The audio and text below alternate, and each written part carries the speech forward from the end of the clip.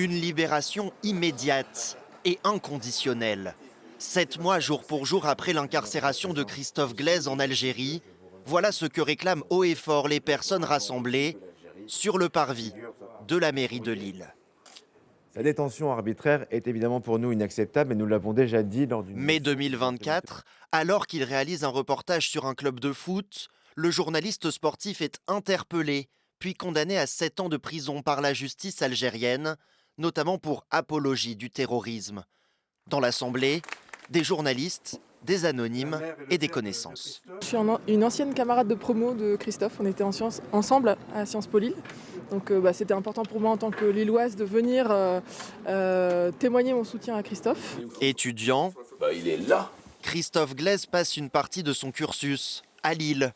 L'ancien directeur de Sciences Po se souvient d'un élève bosseur et agréable.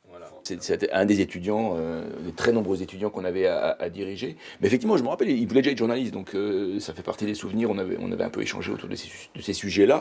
Diplômé en 2012, il poursuit ses études à Paris et devient journaliste indépendant. Auteur de plusieurs enquêtes pour le magazine SoFoot, jusqu'à son arrestation et sa condamnation, Christophe Glaise est aujourd'hui à l'isolement. Un sentiment d'injustice très profond qui est derrière tout ça, au-delà du fait qu'il soit détenu. Donc, bien entendu, on est en tant qu'ancien directeur, et donc effectivement, j'ai été entre guillemets son directeur quand il était étudiant. Bien entendu, je me sens un peu particulièrement engagé, bien sûr.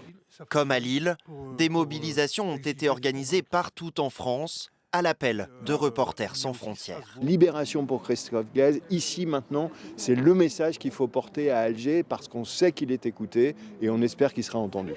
Une pétition signée ce soir par 30 000 personnes réclame la liberté pour le journaliste, incarcéré pour n'avoir fait que son travail.